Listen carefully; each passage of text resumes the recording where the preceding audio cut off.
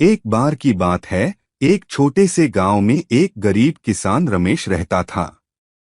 रमेश के पास केवल एक छोटी सी जमीन थी, लेकिन वह अपने परिवार के साथ खुशी खुशी जीवन व्यतीत करता था।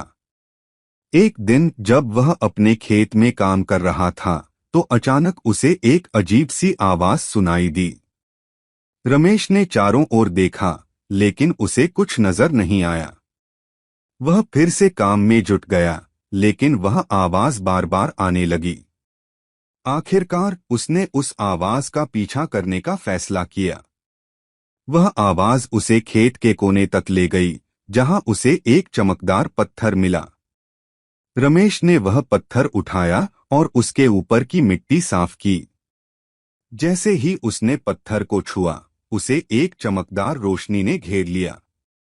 उस रोशनी के बीच से एक जादुई जिन्न प्रकट हुआ। जिन्न ने रमेश को देखा और कहा, तुमने मुझे आजाद किया है। मैं तुम्हारी 3 इच्छाएं पूरी कर सकता हूं।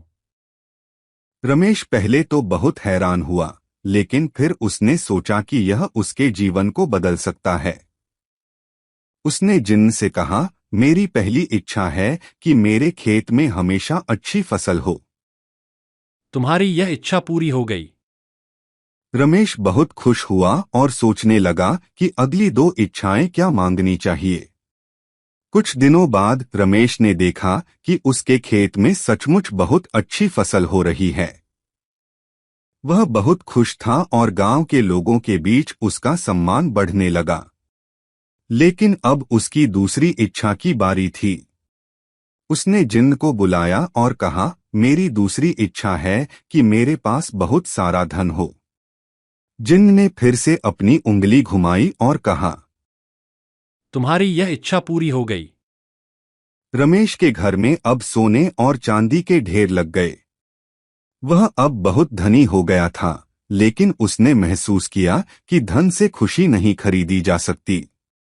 उसके दिल में अभी भी एक खालीपन था।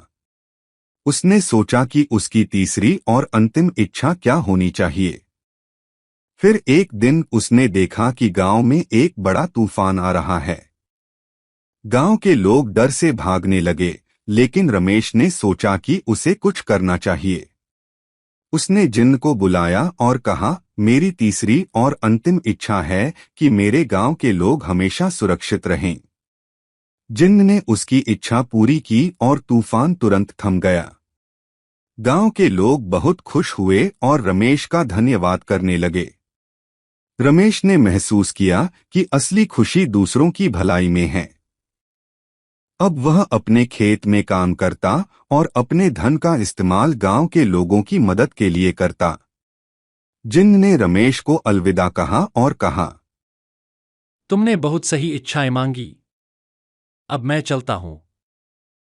रमेश ने जिन्न को धन्यवाद कहा और उसे विदा किया। उस दिन के बाद रमेश का जीवन पूरी तरह से बदल गया। वह न केवल धनी था, बल्कि गांव के सबसे प्रिय व्यक्ति भी बन गया।